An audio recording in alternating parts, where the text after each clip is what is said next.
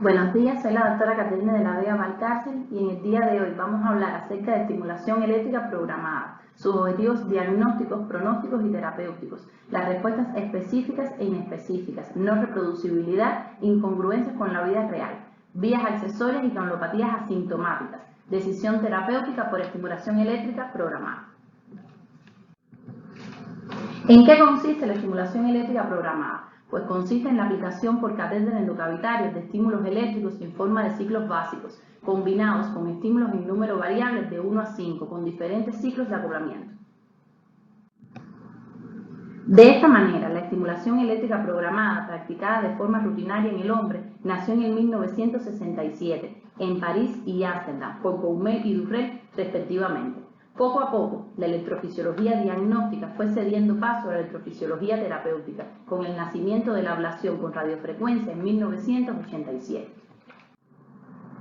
Persiguiendo objetivos que se desarrollaron tanto en la esfera diagnóstica, pronóstica, terapéutica e investigativa, los cuales quedan registrados en la siguiente tabla. E igualmente, estos objetivos han evolucionado en el tiempo,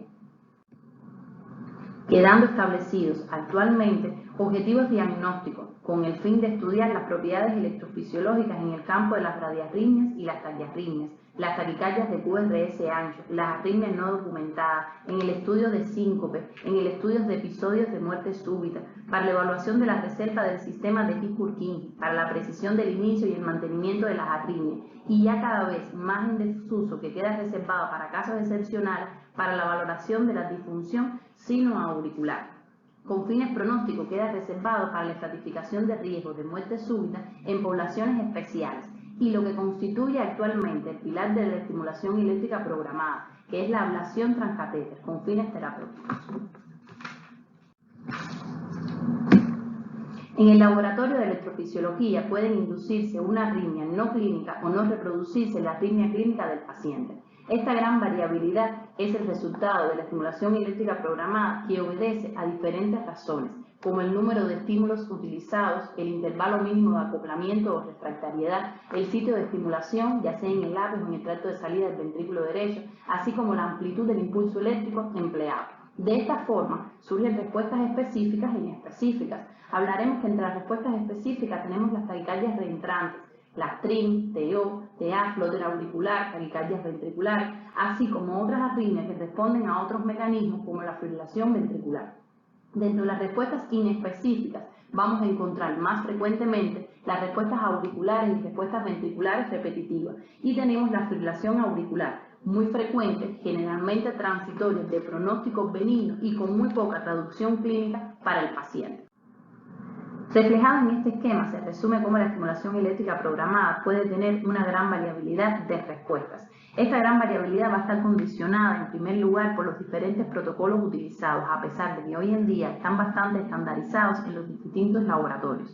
Vamos a encontrar la no reproducibilidad de la arritmia clínica por el paciente, la reproducibilidad de arritmias artificiales o de arritmias de laboratorio que no guarda relación con el motivo por el cual se lleva a la siguiente prueba. Vamos a encontrar también el desarrollo de una arritmia preclínica, lo cual significa que el paciente es llevado a estimulación eléctrica programada sospechando en determinada arritmia, en el salón se manifiesta una arritmia que no guarda relación con la pensada a este momento y que en el seguimiento clínico del paciente la arritmia que se indujo en la estimulación eléctrica programada se manifiesta clínicamente. Vamos a ver también las reproducciones de arritmias no presentes en la vida real, lo cual constituye verdaderamente una encrucijada a la hora de toma de decisiones médicas. Vamos a encontrar lo antes mencionado, las respuestas específicas e inespecíficas a la estimulación eléctrica programada. Podemos mencionar de que existe siempre una gran variabilidad en el resultado de la estimulación eléctrica programada de uno a otro, a pesar de que se realice en el mismo paciente. Esto siempre va a llevar a pensar en resultados falsos positivos o falsos negativos. Y lo otro, vamos a encontrar la reproducción de las arritmias en función de sus mecanismos, donde vamos a encontrar que las arritmias automáticas no reproducibles o de difícil reproducción, mientras que también las arritmias que responden a un mecanismo reentrante pueden no tener congruencia debido a que en ese momento no están asociados sustrato, disparador y modulador. De esta manera, con los casos anteriores, queda claro las grandes incongruencias que pueden existir o la falta de asociaciones entre los casos de la vida real, los casos clínicos y los resultados de la estimulación eléctrica programada. Para esto vamos a hablar el ejemplo de una paciente femenina con antecedentes de síncope que es llevada a estimulación eléctrica programada por esta razón. Una vez dentro del salón se le realiza masaje del seno carotidio y se observa un trastorno de la conducción agudo. A las pruebas farmacológicas se observa un signo, la inducción de un signo de Brugada, y con la estimulación ventricular se degenera una fibrilación ventricular. Vamos a ver en el caso número 2, que lo titulamos el colmo de las asociaciones. Estamos hablando de un paciente con síndrome de Brugada, hasta el momento asintomático, con una historia familiar positiva, el cual se observa que el paciente es llevado a estimulación eléctrica programada para una mejor estratificación de riesgo. Una vez inducido el protocolo auricular, el paciente presentó una TRIM. Durante la estimulación se reprodujo o se evidenció una vía accesoria manifiesta. A las mediciones, el paciente tenía un QT corto con menos de 130 milisegundos y con la estimulación ventricular, el paciente degeneró en fibrilación ventricular. De esta forma se evidencia como un mismo paciente que probablemente comparte en común que estamos hablando de un paciente con arritmias ventriculares, podemos ver presente con la estimulación eléctrica programada diferentes respuestas que no comparten en común el mismo mecanismo. En este momento estamos refiriendo datos tomados de nuestro propio laboratorio, donde se estudiaron a 49 pacientes con antecedentes de arritmias ventriculares malignas, clínicamente documentadas, donde solo con la estimulación eléctrica programada se reprodujeron 9 de ellos. Vamos a ver que en el subgrupo de los pacientes estudiados con fibrilación ventricular idiopática se estudiaron a 16 pacientes, donde no se indujeron en 13 de ellos. Sin embargo, en este grupo que no tuvo inducción de la arritmia, hubo 11 pacientes que tuvieron recidiva clínica de la arritmia ventricular maligna. Recientemente, en el siguiente trabajo, citado muerte súbita arritmogénica en sujetos sin cardiopatía estructural demostrable por métodos convencionales, realizado por la doctora Dorantes y coautores, recientemente publicado en el 2021, vamos a valorar la existencia de las diferentes incongruencias o relación o asociación que existe entre la clínica real y la inducción de las arritmias ventriculares malignas en el salón de estimulación eléctrica programada, donde se estudió una muestra de 138 pacientes con arritmias ventriculares malignas clínicas. Se llevaron a estimulación eléctrica programada 50 pacientes y solo en 10 pacientes se indujo la misma arritmia. Con lo anteriormente expuesto, debemos tener el pensamiento médico, debemos al menos plantearnos la interrogante que qué papel juega verdaderamente la estimulación eléctrica programada a la hora de tomar decisiones, particularmente en determinados pacientes. Vamos a ver que en el caso de los pacientes con vías accesorias asintomáticas existe una gran polémica en cuanto a esta, nacida en el 2005 a raíz de la posición del grupo de Papone y del grupo de Wentz, donde Papone plantea de que todo paciente con vía accesoria asintomático debe ir independientemente de eso a estudio electrofisiológico y ablación. No así en el grupo de Wentz, donde plantean como interrogante, ellos se cuestionan si verdaderamente todo paciente con vía accesoria asintomática debe ir a estudio electrofisiológico y ablación. Para ellos hay que tomar una postura más conservadora y hacer una mejor estratificación del paciente. En función de esto, las evidencias hablan de que los pacientes con síndrome de Wolff-Parkinson-White asintomático tienen generalmente un pronóstico benigno, que de ellos, del 15 al 21%, van a desarrollar taquicardias en un seguimiento máximo de 22 años, donde la taquicardia ortodrómica constituye las 2/3 partes de las arritmias presentes en los pacientes con vías accesorias asintomáticos. Siendo la fibrilación auricular en su forma preexcitada con conducción anterógrada la arritmia más frecuente que lleva conducciones ventriculares rápidas que corre el riesgo de generar en fibrilación ventricular. Se conoce también que aproximadamente la 1/3 parte de los pacientes recuperados de muerte súbita cardíaca se debe a una arritmia inicial como la fibrilación ventricular. A pesar de que el pronóstico es benigno, se sabe que existe un riesgo de un 0.02 a un 0.15% por año de muerte súbita en los pacientes con vías accesorias asintomáticos. El pronóstico de los adultos en sentido general es bueno, favorable, aunque aproximadamente el 11% de los pacientes van a tener eventos arrítmicos en la edad media de los 25 años. Se han descrito diversos factores asociados con el riesgo potencial de muerte súbita. algunos de ellos con grandes controversias, más aceptados o menos aceptados. Entre los menos aceptados tenemos en los pacientes con el uso de digoxina, los pacientes de edad avanzada o los pacientes que tienen una localización central de la vía accesoria. Entre otros más aceptados vamos a tener el sexo masculino, intervalo del RR corto menos de 250 milisegundos durante la fibrilación ventricular y periodo refractario anterógrado de la vía corto menos de 250 milisegundos. A pesar de esto, otros autores también se han dedicado a clasificar a los pacientes con bajo riesgo mediante pruebas no invasivas, como el bloqueo súbito de la vía accesoria durante el ejercicio, la preexcitación intermitente o el bloqueo de la vía accesoria después de la utilización de fármacos antiarrítmicos. No obstante, estos tienen una baja sensibilidad y especificidad, por lo cuales han quedado clasificados como subóptimos. Basado en lo anterior, es importante señalar que en las guías actuales no existe consenso para la ablación con catéter en los pacientes con Wolff-Parkinson-White asintomáticos, a pesar que se recomienda la ablación de manera sistemática y profiláctica en aquellos pacientes que tienen práctica deportiva, deportes de competición o de alto rendimiento, o aquellos profesionales con alto nivel de actividad deportiva, en el caso de los policías, bomberos, soldados o profesionales que puedan poner en peligro la vida suya y la de otros pacientes. Por lo tanto, cabe cuestionarnos, ¿qué hacemos en nuestra práctica diaria? ¿Qué hacemos realmente en nuestro laboratorio de electrofisiología? Bueno, en los pacientes con síndrome de Wolff-Parkinson-White asintomáticos estratificados como alto riesgo mediante la estimulación eléctrica programada, es razonable proponer la ablación profiláctica. No así en el caso de los pacientes con Wolff-Parkinson-White asintomáticos, estratificados como bajo riesgo mediante la estimulación eléctrica programada, donde no se indujo arritmias durante el estudio y tienen un periodo refractario anterógrado de la vía largo. Es razonable proponer para estos pacientes un seguimiento sin tratamiento y reevaluación periódica.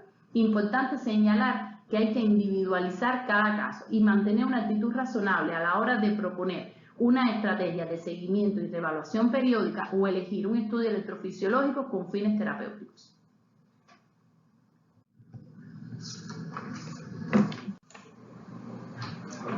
¿Qué ocurre entonces en cuanto a las granulopatías en los pacientes asintomáticos? Volvemos a repetirnos verdaderamente la misma pregunta. ¿Qué papel ocupa o qué papel juega la estimulación eléctrica programada a la hora de tomar las decisiones terapéuticas en este subgrupo de pacientes? Es importante señalar e inducir el pensamiento médico de que la estimulación eléctrica programada no puede verse como eje central, no puede verse como médula o verse de forma aislada de otros elementos a la hora de determinar la conducta terapéutica mejor para el paciente, particularmente en el caso de las granulopatías, donde vamos a ver que en muchas ocasiones los primeros episodios de arritmias ventriculares malignas constituyen el debut de la enfermedad.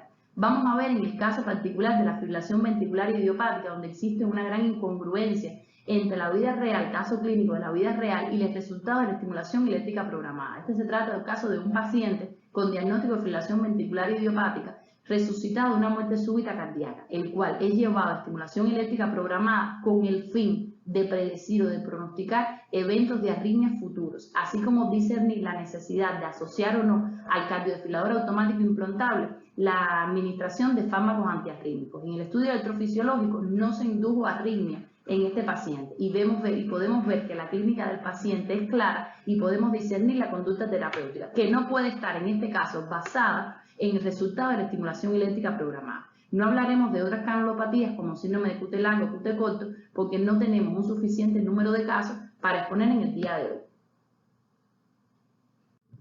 No siendo así en el síndrome de Brugada, donde por el resultado de la inducibilidad de la estimulación eléctrica programada se nos permite categorizarlos en síndromes arritmogénicos hereditarios de alto riesgo o de bajo riesgo. Y de aquí cabe nuevamente la pregunta: ¿el valor de la estimulación eléctrica programada es suficientemente grande para tomar una decisión clínica?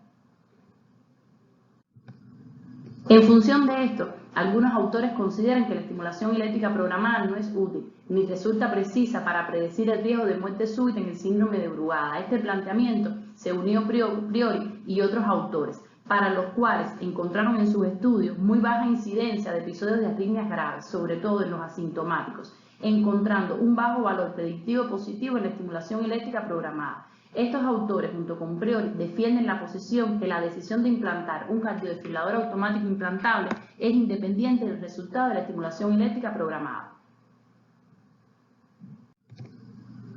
Priori elaboró un esquema de estratificación de riesgo para cuantificar las posibilidades de muerte súbita y decidir el empleo de un cardiofibrilador automático implantable, con énfasis en la historia natural de la enfermedad, y no encontró asociación entre la inducibilidad de arritmias ventriculares malignas en el laboratorio y su ocurrencia posterior en la vida clínica. Vamos a ver de que otros autores también le concedieron valor a los potenciales tardíos como marcadores no invasivos para estratificar riesgo en el síndrome de Brugada y lo relacionaron con la inducibilidad de arritmias ventriculares malignas durante el estudio electrofisiológico. De esta manera, estos valores anteriormente mencionados no siempre fueron óptimos y se han tomado en cuenta, se ha dado valor a otras cosas como la historia familiar, las pruebas genéticas, farmacológicas y, por qué no, parte para integrar el resultado, la inducción de las arritmias en el estudio electrofisiológico. En función de esto, en el año 2015 sale publicado el artículo con estimulación eléctrica programada del corazón en el síndrome de Brugada, parte 1, visión actual, donde hace manifiesto desde el 2005 la existencia de la gran polémica entre la posición de Brugada y la posición de Priori, donde vamos a ver de que Brugada le confiere todo el valor o todo el peso al resultado de la estimulación eléctrica programada, la inducibilidad o no de arritmias en el estudio para la toma de las decisiones clínicas en los pacientes con síndrome de Brugada fundamentalmente asintomáticos, no siendo así en el caso de la posición que toma Priori frente a estos pacientes, donde ella no le confiere todo el valor al resultado de la estimulación eléctrica programada, donde no se le confiere única y exclusivamente la inducción o no de arritmias en la estimulación eléctrica programada al manejo del síndrome de Brugada asintomático, dándole valor a los otros elementos clínicos también existentes, la historia familiar, las pruebas genéticas, las pruebas farmacológicas y, cómo no, de forma integradora, el resultado o no de la inducción de arritmias ventriculares malignas en la estimulación eléctrica programada. Durante décadas, el síndrome de Brugada ha sido una entidad novedosa y curiosa que ha despertado el interés de estudio de muchos autores. Hasta el momento, solamente existían dos estrategias de tratamiento para enfrentar esta gran polémica: la implantación de un DAI y el tratamiento crónico con quinidina. La implantación de un DAI ha quedado reservada para los pacientes con clase 1, para aquellos pacientes sintomáticos con un patrón de Brugada tipo 1 que sufrían de muerte súbita recuperada y síndromes asociados con la FV, como síncope, crisis convulsiva o respiración agónica nocturna. De esta manera ha quedado esclarecido desde el pasado hasta el presente. ¿Pero qué es lo novedoso? Vamos a ver que en el 2017 sale a la luz la publicación de este artículo que habla acerca de la ablación de arritmias ventriculares en el síndrome de Brugada, presente y futuro, donde por primera vez se habla de la existencia de un consenso sobre el sustrato arrítmico epicárdico del síndrome de Brugada, el cual ha permitido su estudio mediante técnicas de mapeo endoepicárdico y epicárdico, y puede ser aplicable a pacientes poco sintomáticos o asintomáticos. En este último caso, donde se ha demostrado que luego de la administración de asmalina, el sustrato aumentó hasta 3 veces más. De esta manera, ¿qué es lo novedoso? ¿Qué es lo curioso? ¿Qué es lo que está pasando en el mundo actualmente? Que ya estamos hablando entonces de una tercera estrategia terapéutica. Estamos hablando de la ablación basada en el sustrato arrítmico epicárdico, que podría aplicarse a la inmensa mayoría de pacientes con síndrome de Brugada, con una amplia gama, desde pacientes completamente asintomáticos, los pacientes con pocos síntomas o los pacientes con el síndrome de Brugada, como estrategia terapéutica efectiva y adicional. Muchas gracias.